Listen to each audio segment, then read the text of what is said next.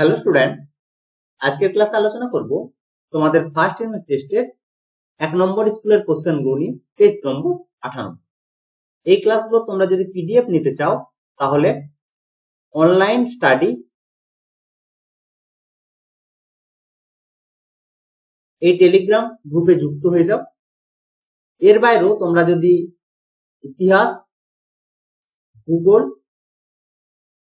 ভৌতবিজ্ঞান আর জীবন বিজ্ঞান এই 4টা সাবজেক্টের পিডিএফ নিতে চাও তাহলে 7797151981 এই নম্বরে আমার সঙ্গে হোয়াটসঅ্যাপে যোগাযোগ করতে পারো।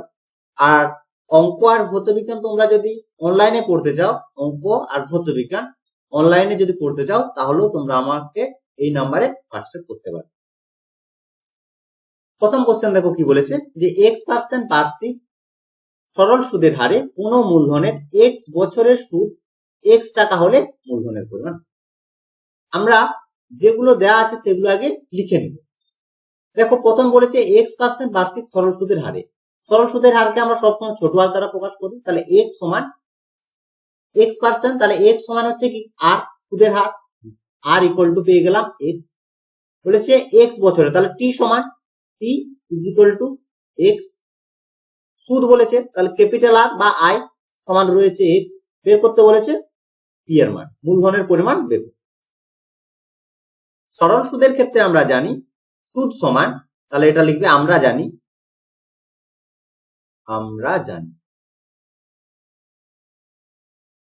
r ইকুয়াল টু হয় p r বাই x, বা r সমান পেয়েছি x, p এর মান বের করছি, p এর মান x, r এর মানও হচ্ছে x বাই 100। এখানে দেখো x x কাটছে, তাহলে বা px ইজ ইকুয়াল টু হচ্ছে 100 বা p ইজ ইকুয়াল টু হচ্ছে 100 by x। 100 by x option দেখে নাও, অপশন সি তে রয়েছে, তাহলে অ্যান্সার আমরা পেয়ে গেলাম অপশন সি। তোমাদের চ্যাপ্টার ওয়াইজও আমি 1 নাম্বার আর 2 নাম্বারের যে সমস্ত কোশ্চেন রয়েছে সেগুলো করাচ্ছি। তোমরা যদি ক্লাসগুলো দেখতে চাও আমি লিংক দিয়ে দেবো, সেখান থেকে তোমরা দেখে নিতে পারবে। বোঝা গেল? প্রতিটি চ্যাপ্টারের 1 নাম্বার আর 2 নাম্বার কোশ্চেন গুলো আমি ডিটেলস এখানে করাচ্ছি। আশা করি তোমাদের কোনো বুঝতে সমস্যা হবে না। পরের কোশ্চেন দেখো, বলেছে এক ব্যক্তি একটি ব্যাংকে 100 টাকা জমা রেখে 2 বছর পর সুদে মূলে, দেখো দুটো জিনিস থাকে, একটা হচ্ছে সমূল চক্রবৃদ্ধি বা থাকবে সুদে মূলে। এখানে বলে যে সমূল চক্রবৃদ্ধি পেলেন 121 টাকা, বার্ষিক চক্রবৃদ্ধি সুদের হার। সমূল চক্রবৃদ্ধি বা সুদে মূল্য বলতে সুদ প্লাস আসল, তাহলে এখানে এ কে আমরা সুদ প্লাস আসল দ্বারা প্রকাশ করি। এ সমান দেওয়া আছে 121 টাকা, টি সমান 100 টাকা, সময় এন সমান হচ্ছে 2 বছর। হয়েছে? চক্রবৃদ্ধি সুদের হার আমাদের বের করতে হবে। এর আগেরটার ক্ষেত্রে আমরা করলাম সরল সুদ, এটা হচ্ছে চক্রবৃদ্ধি। দেখো চক্রবৃদ্ধি সুদের ক্ষেত্রে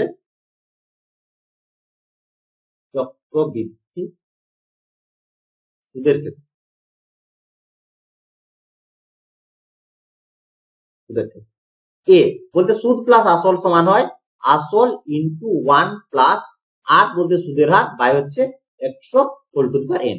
n হচ্ছে সময়। দেখো এই n সব সময় হবে বছরে, এগুলো কিন্তু তোমাদের একটু মনে রাখতে হবে। n সব সময় হবে বছরে, যদি দিন থাকে সেটা আমরা বছরে করব, যদি মাস থাকে সেটাও বছরে করব। সরল সুদ বা চক্রবৃদ্ধি সুদ দুটোর ক্ষেত্রে।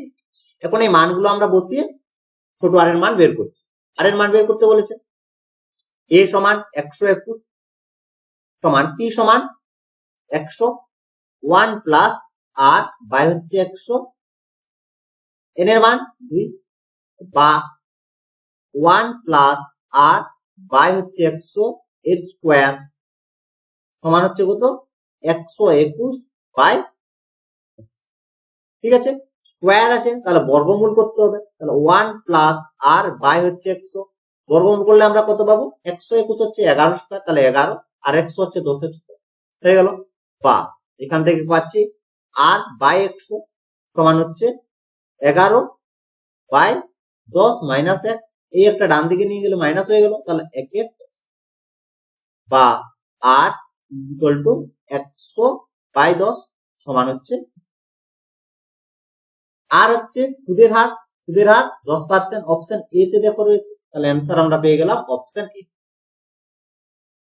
অপশন এ হচ্ছে অ্যান্সার।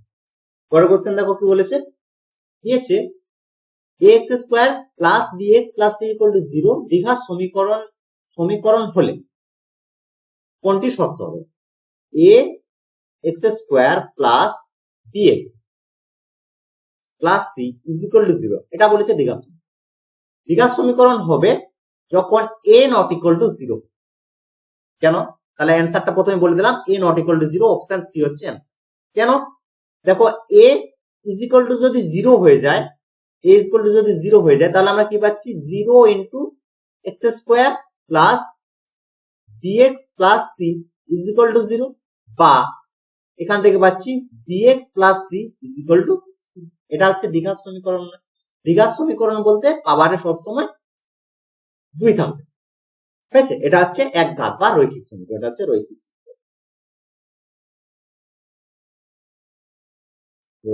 সমীকরণ, ঠিক আছে? আর এটা হচ্ছে দ্বিঘাত সমীকরণ।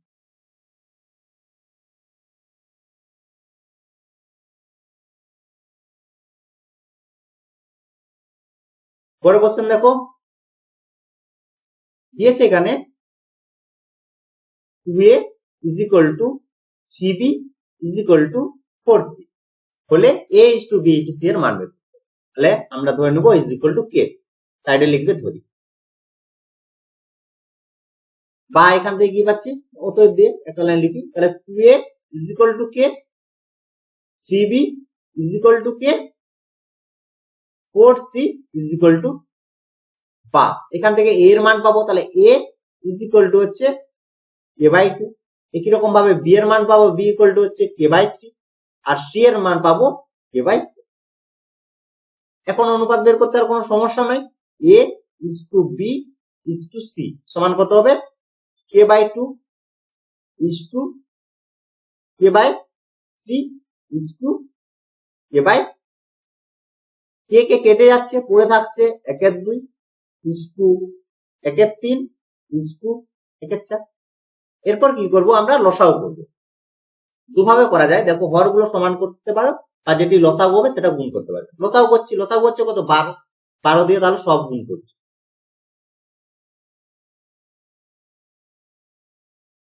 is to 1/4 ইনটু হচ্ছে 12, তাহলে 2 6 এ 12, 3 4 এ 12, আর 4 3 এ 12 সমান পেলাম 6 is to 4 is to।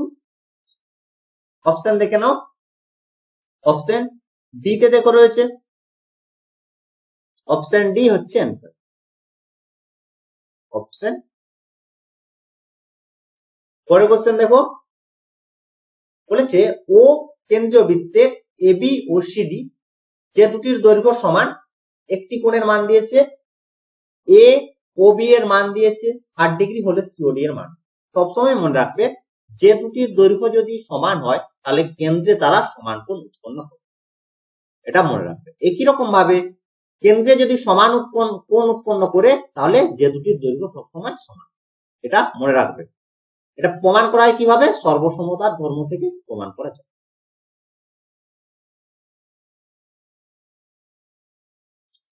A B C D, এখানে এই দুটো বলেছে সমান, ঠিক আছে? আর সবগুলো দেখো ব্যাসার্ধ, তাহলে সর্বসমতার ধর্ম থেকে আমরা পেয়ে যাচ্ছি কি? সাইড সাইড সাইড, এই ফর্মুলা থেকে মনে রাখবো কি, যে দুটির দৈর্ঘ্য যদি সমান হয় তাহলে কেন্দ্রে তারা সমান কোণ উৎপন্ন, ঠিক আছে? প্রতিটি কোণের মান 60 ডিগ্রি করে নেবে, তার কারণ এই দুটো যেহেতু সমান, তাহলে এই দুটো কোণ সমান হবে, 60 ডিগ্রি করে হচ্ছে, তাহলে যে ত্রিভুজ উৎপন্ন হচ্ছে অর্থাৎ এ ও বি, বা যদি বলি সি ও ডি, দুটোই হচ্ছে সমবাহু। অ্যান্সার কি পেলাম? তাহলে মনে কি রাখবো, যদি কোন বৃত্তের যে দুটির দৈর্ঘ্য সমান হয় তাহলে কেন্দ্রে সমান কোণ উৎপন্ন।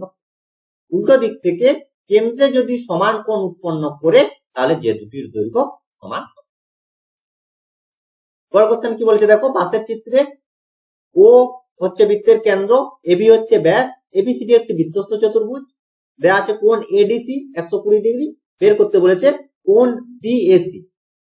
বিএসি এই কোণের মানটা আমাদের বের করতে হবে। ঠিক আছে, দেখো বৃত্তস্থ চতুর্ভুজের ক্ষেত্রে বিপরীত কোণগুলির সমষ্টি হয় সবসময় 180 ডিগ্রি। বোঝা গেল কি বললাম, যে বৃত্তস্থ চতুর্ভুজের ক্ষেত্রে বিপরীত কোণগুলির সমষ্টি হয় 180 ডিগ্রি। এখানে বলেছে দেখো এ বি সি ডি বৃত্তস্থ চতুর্ভুজ, বৃত্তস্থ চতুর্ভুজ। ঠিক আছে, তাহলে বিপরীত কোণ এ আর সি পরস্পর বিপরীত, তাহলে এ প্লাস সি, এ কোণ প্লাস সি কোণ সমান হচ্ছে 180 ডিগ্রি। একই রকম ভাবে কোণ বি প্লাস কোণ ডি সমান হচ্ছে 180 ডিগ্রি। এখানে দেখো বি কোণের মান দিয়েছে, কোণ এখানে লিখছি কোণ এ টিসি এর মান দিয়েছে কত, 120 ডিগ্রি। তাহলে বি কোণের মান আমরা পেয়ে যাচ্ছি, বা কোণ বি সমান 180 ডিগ্রি মাইনাস কোণ ডি সমান 180 ডিগ্রি মাইনাস 120 ডিগ্রি সমান হচ্ছে কত, 60 ডিগ্রি। ঠিক আছে, বি কোণের মান পেয়ে গেলাম আমরা 60 ডিগ্রি। বি কোণ বলতে কোণ, আচ্ছা এখানে কোণ এ বিসি এর মান আমরা পেয়ে গেলাম 60 হয়ে গেছে। এরপর এবি হচ্ছে ব্যাস, এবি ব্যাস, অতএব কোণ এ সি বি হচ্ছে অর্ধবৃত্তস্থ কোণ, অর্ধবৃত্তস্থ। এবি ব্যাস হলেই কোণ সি হচ্ছে অর্ধবৃত্তস্থ কোণ, অর্ধবৃত্তস্থ কোণ। আর অর্ধবৃত্তস্থ কোণ হয় সমকোণ, অর্ধবৃত্তস্থ কোণ সমকোণ বলতে 90 ডিগ্রি। তাহলে আমরা পেয়ে গেলাম কোণ A C B is equal to 90 degree. C কোণের মান আমরা পেয়ে গেলাম 90 ডিগ্রি, বি কোণের মান পেয়ে গেলাম 60 ডিগ্রি। এখন ত্রিভুজ এ বি সি থেকে আমরা কি পাচ্ছি, দেখো দুটো কোণের মান পেয়ে গেছি। কোণ পি এ সি, বিএসি সমান কত হবে, 180 degree minus 90 degree plus 60 degree সমান 180 ডিগ্রি মাইনাস 150 ডিগ্রি সমান হচ্ছে 30 ডিগ্রি। এ কোণের মান 30 ডিগ্রি। এ কোণ বলতে কোণ বিএসি, বিএসির মান হচ্ছে 30 ডিগ্রি। অপশন ডি তে দেখো রয়েছে, অ্যান্সার আমরা পেয়ে গেলাম অপশন ডি হচ্ছে অ্যান্সার। পরের কোশ্চেন বলেছে শতকরা বার্ষিক সরল সুদের হার কত হলে কোনো টাকার 10 বছরের সুদ, এটা ভালো করে দেখতে হবে, 10 বছরের সুদ আসলের 2/5 অংশ। তাহলে বলছে সুদ আসলের 2/5 অংশ। তাহলে প্রথমে আমাদের কি ধরতে হবে, আসল।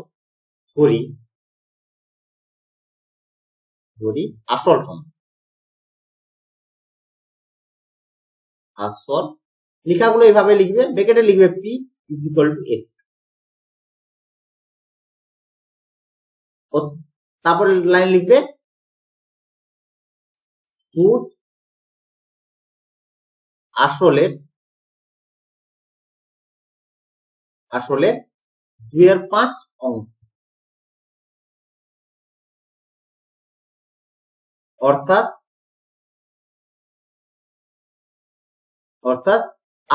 আর হচ্ছে সুদ ধরলাম, আর ইজ ইকুয়াল টু পি তার 2/5 অংশ হয়েছে। তাহলে সমান এক্স ইন্টু 2/5 সমান হচ্ছে 2x/5 হয়েছে। তারপর বলছে দেখো 10 বছর, তাহলে সময় সমান দেওয়া আছে, তাহলে সময় ব্র্যাকেটে টি সমান হচ্ছে 10 বছর। এবার লিখবে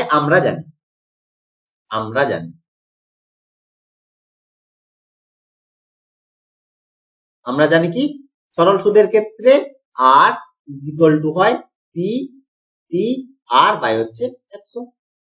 মান বসাচ্ছি, আর এর মান পেয়েছি কত 2x বাই 5, পি এর মান কত পেয়েছি,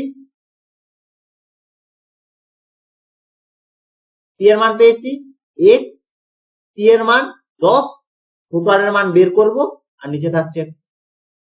কি কি কাটছে দেখো, x x প্রথমে কাটছে, তারপর 2, 5, 5, 20, 5 20 100, 5 4, তাহলে পেয়ে গেলাম বা 8 ইজ ইকুয়াল টু হচ্ছে।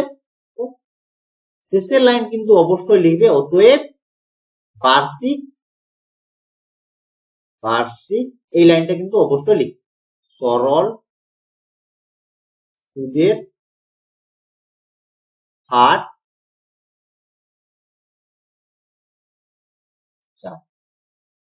ঠিক আছে, দেখো দুটো জিনিস, শতকরা যেহেতু আমি লিখিনি তার জন্য হার লিখছি 4%, যদি আগে শতকরা লিখতাম তখন সুদের হার শুধুমাত্র 4।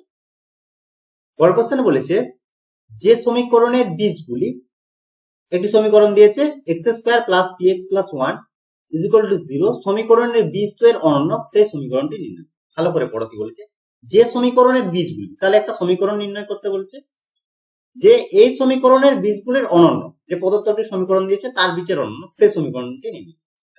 তার আগে তোমাদের একটু বলে দিই, যদি কোন সমীকরণের বীজ দেওয়া থাকে তাহলে সমীকরণটা কি হয়, ধরো একটা সমীকরণ আলফা বিটা, আলফা বিটা বলছি, আবার কোন সমীকরণের বীজ আলফা বিটা, তাহলে সমীকরণটি কি হবে,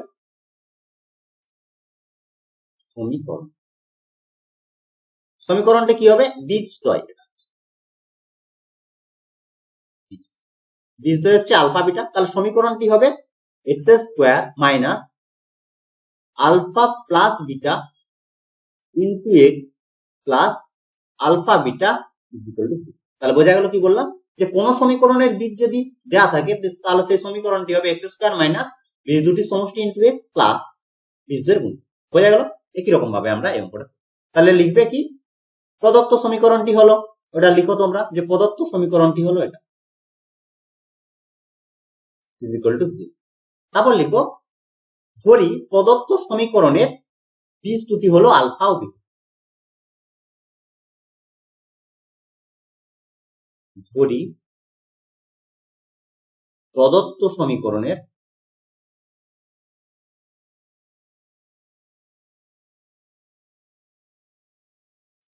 বীজদ্বয়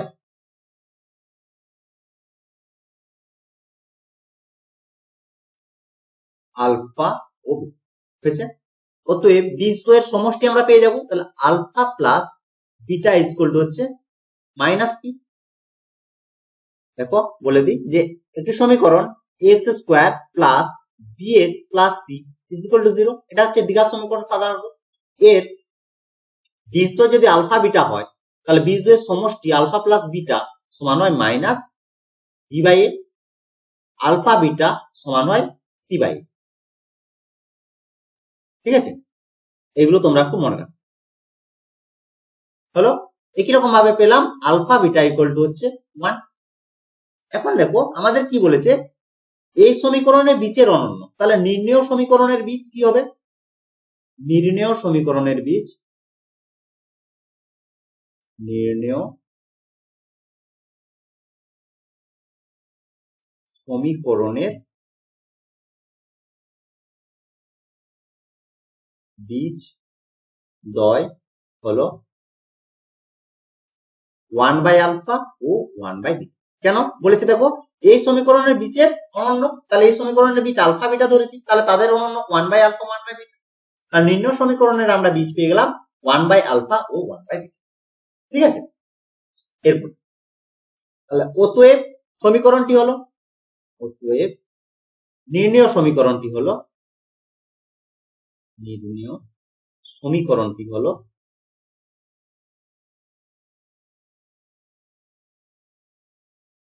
এক্ষুনি তোমাদের বললাম কি, এক্স স্কোয়ার মাইনাস বীজদ্বয়ের সমষ্টি, তাহলে আলফা প্লাস বিটা বীজদ্বয়ের সমষ্টি ইন্টু হচ্ছে এক্স প্লাস বীজদ্বয়ের গুণফল alpha into 1 by alpha 1 by beta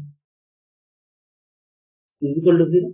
বোঝা গেছে, বা এখন আমরা এই মানগুলো বসাবো। তাহলে এক্স স্কোয়ার মাইনাস এই দুটো লসাগু কি হচ্ছে alpha beta, beta plus alpha, এটাই হচ্ছে alpha beta, alpha plus beta plus 1 by সমান বলছে আবার into x plus 1 by alpha beta হয়েছে। আচ্ছা আরেকটা লাইন লিখে দিই তাহলে তোমাদের বুঝতে সুবিধা হবে। X square minus alpha plus beta, beta plus আলফাকে আমরা আলফা প্লাস বিটা লিখতে পারি, আর নিচে হচ্ছে alpha beta into x plus 1 by alpha is equal two.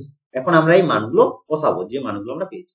X square minus alpha plus beta সমান কত পেয়েছি দেখো মাইনাস পি, তাহলে মাইনাস পি হলো আলফা বিটা সমান 1 ইনটু হচ্ছে x plus 1 by alpha beta is equal two 1 হয়েছে। X square দেখো মাইনাস পি আর এই পাশে মাইনাস আছে, তাহলে মাইনাস মাইনাস গুণ করলে হচ্ছে প্লাস, তাহলে প্লাস পি এক্স প্লাস এটাই হচ্ছে বুঝে গেল। তাহলে অ্যান্সার কি হলো x square plus P x equal to 1, যেটা হচ্ছে প্রদত্ত সমীকরণ সেটি। পরের কোশ্চেন বলেছে দেখো 10 সেমি দৈর্ঘ্যের ব্যাসার্ধের দুটি সমান বৃত্ত পরস্পরকে স্পর্শ করে এবং তাদের সাধারণ যে দৈর্ঘ্য দিয়েছে 12 সেমি। সাধারণ যে বলতে দুটোর ক্ষেত্রে আছে 12 সেমি দৈর্ঘ্যের একটি করে বৃত্ত দুটির কেন্দ্রদের মধ্যবর্তী দূরত্ব।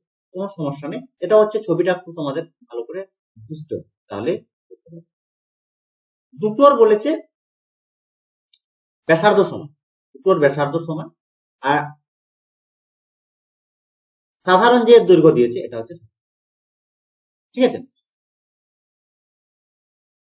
এ বি আমরা ধরে নিলাম সাধারণ, যে দুটো কেন্দ্র ধরে নিচ্ছি, একটা ও আর একটা ধরলাম, তাহলে দুটো কেন্দ্র আমরা পেয়ে গেলাম। ও আর চেয়েছে কি ওপির দৈর্ঘ্য বের করতে বলেছে, ওপির দৈর্ঘ্য বের করতে, ঠিক আছে। এখন দেখো আমরা একটা বাদ দিলাম, পরে বলছে ব্যাসার্ধ তো আমরা পেয়ে যাচ্ছি এও, প্রথম যার কেন্দ্র ও তার আমরা ব্যাসার্ধ পেয়ে যাচ্ছি, ব্যাসার্ধ দেওয়া আছে ও কেন্দ্রীয় বৃত্তের ক্ষেত্রে, ও কেন্দ্রীয় বৃত্তের ক্ষেত্রে,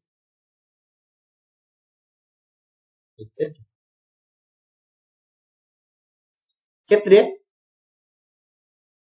এও আর ও বি এগুলো হচ্ছে কি ব্যাসার্ধ। ব্যাসার্ধ সমান কত হচ্ছে, ব্যাসার্ধের মান দিয়েছে দেখো 10 সেমি, ঠিক আছে। তাহলে ব্যাসার্ধ আমরা পেয়ে গেলাম, একটা আমরা যোগ করছি। আমরা জানি কেন্দ্রগামী সরলরেখা যে কে সমকোণে সমদ্বিখণ্ডিত, এটা তোমাদের উপপাদ্য রয়েছে। সমকোণে সমদ্বিখণ্ডিত করে একটা আমরা নাম দিয়ে দিলাম এখানে A M is equal two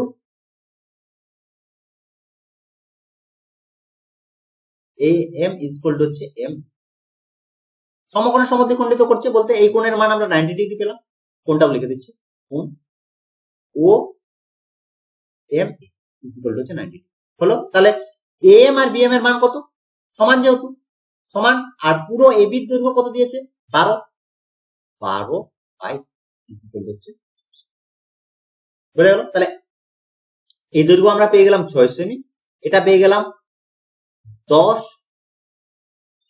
O M এর মান বের করতে আর কোনো সমস্যা নেই, তার কারণ ত্রিভুজ ও এম এটা হচ্ছে কি সমকোণী ত্রিভুজ, সমকোণী। এই সমকোণী ত্রিভুজের ক্ষেত্রে আমরা কি পাবো, লম্ব স্কয়ার প্লাস ভূমি স্কয়ার সমান অতিভুজের স্কয়ার। আমরা জানি সমকোণী ত্রিভুজের ক্ষেত্রে এখানে লম্ব হচ্ছে ও এম তার স্কয়ার প্লাস ভূমি হচ্ছে এম তার স্কয়ার ইজ ইকুয়াল টু হচ্ছে ও এ বলতে এখানে অতিভুজ, এখান থেকে আমরা বের করছি ও এম এর, তাহলে O M square is equal to হচ্ছে A O square minus A M তার স্কয়ার সমান 10 এর স্কয়ার মাইনাস এম মানে হচ্ছে 6 সমান 100 মাইনাস 6 হচ্ছে 36 সমান বিয়োগ করলে পাচ্ছি কত 64 কত স্কয়ার 8 এর স্কয়ার। তাহলে বা ও এম ইজ ইকুয়াল টু হচ্ছে ও এম সমান আমরা পেয়ে গেলাম। একই রকম ভাবে আমরা পিএম সমানও আমরা পাবো এইভাবে,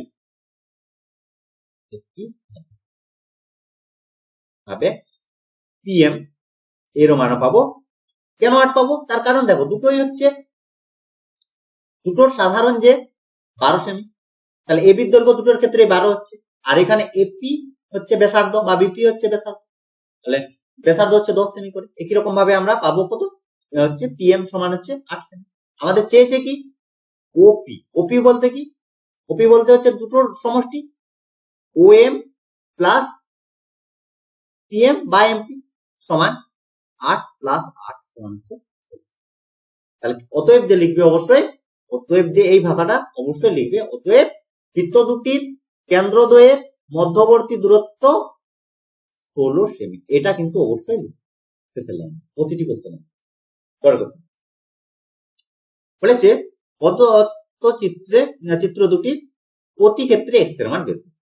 এটা তো এক্ষুনি তোমাদের করলাম, একই রকম ভাবেই করবো। প্রথম চিত্রের ক্ষেত্রে কি দিয়েছে, ডি কোণের মান দিয়েছে, তাহলে আগে লিখি। তাহলে এ ডি সি, এডিসি দেওয়া আছে কত 130। বের করতে বলেছে কি কোণ এ ডিসি নয় এ সিবি, সি কোণের মান বের হয়েছে। এখন দেখো যেহেতু এবিসিডি একটি বৃত্তস্থ চতুর্ভুজ, তাহলে এ বি সি ডি বৃত্তস্থ চতুর্ভুজ।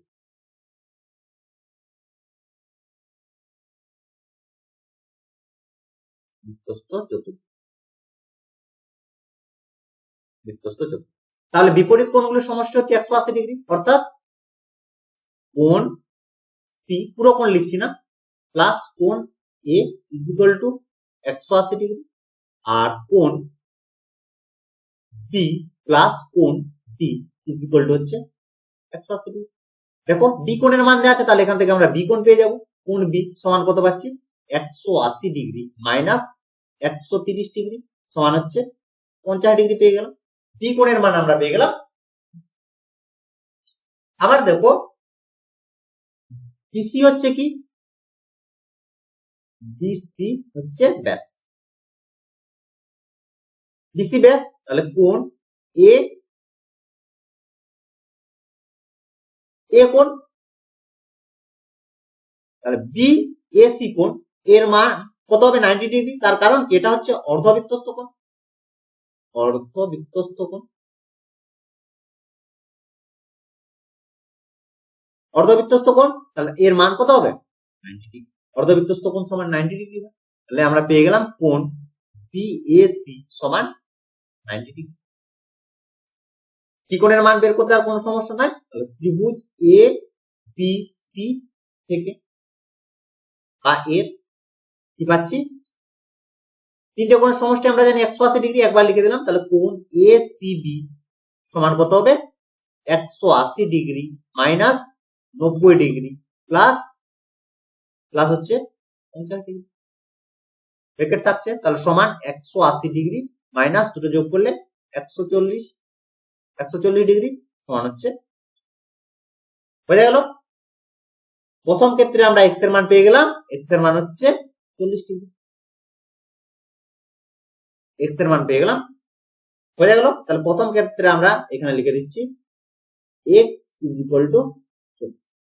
তৃতীয়টি একবার সহজ, এটা একটা কি বৃত্তস্থ চতুর্ভুজ, বৃত্তস্থ চতুর্ভুজের বিপরীত কোণগুলোর সমষ্টি 180 ডিগ্রি হয়, তাহলে আর লিখছি না একবারে। তাহলে কোণ বি প্লাস কোণ D is equal two 180 degree, বা এখানে দেখো বি কোণের মান দেওয়া আছে, তাহলে ডি কোণ সমান কত হবে 180 ডিগ্রি মাইনাস 95 ডিগ্রি, বিয়োগ করতে হবে, বিয়োগ করলে কত পাবো 5, এটা হচ্ছে 10, 85 ডিগ্রি। তাহলে অ্যান্সার আমরা পেয়ে গেলাম 85 ডিগ্রি, এটার অ্যান্সার 85, আর উপরটার হচ্ছে 40। হয়ে গেছে। পরের কোশ্চেনে বলেছে একটি লম্ববৃত্তাকার চোঙের উচ্চতা 14 সেমি, বক্রতলের ক্ষেত্রফল 264 বর্গ সেমি হলে চোঙটির আয়তন বের। তাহলে প্রথমে আমরা ধরে নেব, ধরি ব্যাসার্ধ সমান 8, ধরি লম্ববৃত্তাকার চোঙের ব্যাসার্ধ, এটা তোমরা লিখে নাও, আমি শুধু লিখছি ব্যাসার্ধ, তোমরা লিখবে লম্ববৃত্তাকার চোঙের ব্যাসার্ধ সমান হচ্ছে 8 সেমি। উচ্চতা দেওয়া আছে, তাহলে প্রদত্ত উচ্চতা সমান ব্র্যাকেট এইচ লিখতে পারো, এইচ ইজ ইকুয়াল টু হচ্ছে 14 সেমি। অতএব বক্রতলের ক্ষেত্রফল সমান, অতএব বক্রতলের ক্ষেত্রফল সমান বক্রতলের ক্ষেত্রফল সমান হচ্ছে বক্রতল আর পার্শ্বতলের ক্ষেত্রফল একই, সেটা হচ্ছে 2 পাই আর এইচ। একক কি হবে? দেখো ক্ষেত্রফল, তাহলে বর্গ একক হবে, তাহলে সেমি স্কয়ার বা বর্গ সেমি লিখতে পারো। তাহলে প্রশ্নানুসারে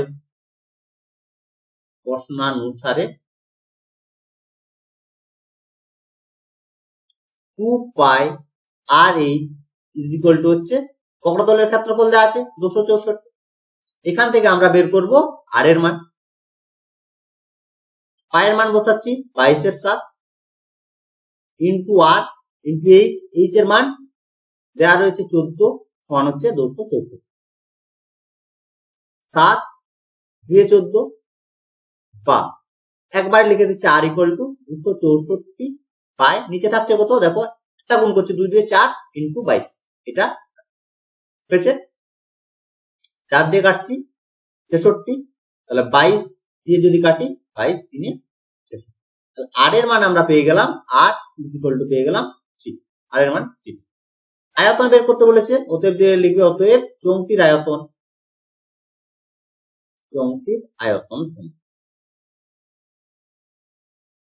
সমান কত হবে? চোঙের আয়তন হয় পাই আর স্কয়ার এইচ। পায়ের মান সব মানগুলো বসিয়ে দিচ্ছি, 22/7 ইন্টু আর মানে 3 গুণিত 3 ইন্টু উচ্চতা 7 দিয়ে 14, তাহলে পেলাম কি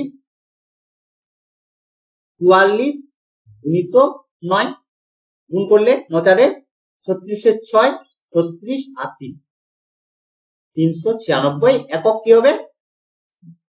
বোঝা গেল? তো এই ছিল আজকের ক্লাস। আশা করি আজকের ক্লাসের কোশ্চেনগুলো তোমরা বুঝতে পেরেছো। যদি কোনো সমস্যা থাকে অবশ্যই কমেন্ট করে জানাবে। অনলাইনে যদি ক্লাস করতে চাও তাহলে 7797151981 এই নাম্বারে আমার সঙ্গে যোগাযোগ করো। সেখানে আমি তোমাদের ম্যাথ আর ফিজিক্যাল সায়েন্স পড়াবো, ম্যাথ আর ফিজিক্যাল সায়েন্স। আর এই ক্লাসগুলোর পিডিএফ তোমরা ফ্রিতে তো পেয়ে যাচ্ছ অনলাইন স্টাডি এই টেলিগ্রাম চ্যানেলে, ফ্রিতে পেয়ে যাচ্ছ। এর বাইরে তোমরা যদি অন্য সাবজেক্ট অর্থাৎ physical science, life science, history আর জিওগ্রাফি এর পিডিএফ তোমরা যদি চাও তাহলে এই নাম্বারে আমার সঙ্গে হোয়াটসঅ্যাপে যোগাযোগ করো। প্রতিটি স্কুলের সমস্ত কোশ্চেন সেখানে আমি ডিটেলে ব্যাখ্যা সহ তোমাদের পিডিএফ দিয়ে দেবো। এই নাম্বারে তোমরা আমার সঙ্গে যোগাযোগ করতে পারো। অঙ্ক ক্লাসের 1 নাম্বার আর 2 নাম্বারের যে কোশ্চেনগুলো চ্যাপ্টার ওয়াইজ তারও ক্লাস শুরু হয়েছে, সেই ক্লাসগুলো তোমরা দেখতে পারো। কোশ্চেনগুলো ভালোভাবে তোমরা বুঝতে পারবে। এই কোশ্চেনগুলো যদি তোমাদের সমস্যা থাকে অবশ্যই আমাকে হোয়াটসঅ্যাপে যোগাযোগ করতে পারো বা কমেন্ট করে অবশ্যই। তো আজ এই পর্যন্ত, তোমরা সবাই ভালো থেকো, বাই বাই।